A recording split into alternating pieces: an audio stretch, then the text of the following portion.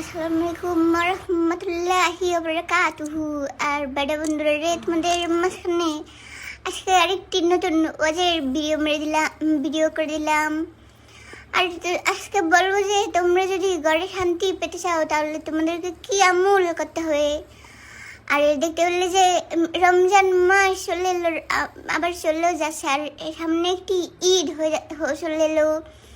আর যদি শান্তি পেতে চাও তাহলে তোমার বিবিকে একটি পাকিস্তানি জামা কিনে দাও, যেগুলি সারাদিন বসে বসে ফেসবুক ঘুরতে ঘুরতে দেখতে থাকে। আর বন্ধুরা যদি এই মাসে কিনে দাও তাহলে কিন্তু 70 গুণ বেশি সওয়াব হয়ে যাবে। বন্ধুরা বলো সুবহানাল্লাহ, বলো সুবহানাল্লাহ। বন্ধুরা রে, তোমার বিবিরা ফেসবুকে গড়ে আর নতুন নতুন জামা দেখে হাহুতাশ করে, ঘুরে করে। আর যেগুলি পছন্দ করেছে টাকা জমে ওগুলি কিনে দাও। আর তোমরা যদি বিবিদেরকে শান্তিতে রাখো, আল্লাহ তোমাদের টাকা পয়সাতে বকরত দিয়ে দিবে। আর আম্মু আব্বুকে বলেছে যে পেট ঠান্ডা থাকলে মাথা ঠান্ডা থাকলো, আর বউ ঠান্ডা থাকলে ঘর ঠান্ডা থাকলো, টাকা দাও না।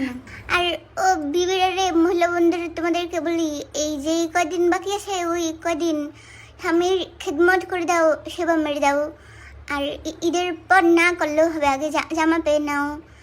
আর সারাদিন ফেসবুকে পড়ে না থেকে, মোবাইল না দেখে ভালো রান্না করে খাওয়াও, ঠান্ডা শরবত মব্বত গুলে খাওয়াও, যেন তোমাকে একটি পছন্দের পাকিস্তানি জামা কিনে দিল, আর দুল মুল কিনে দিল। আর কোনো কিছুতে জামাই রাগ হয়ে গেলে ওই কদিন আর কিছুই বলো না রে মহিলা বন্ধুরা, তাহলে কিন্তু জামা পাবা না। বলো আউজুবিল্লাহ, না নাউজুবিল্লাহ।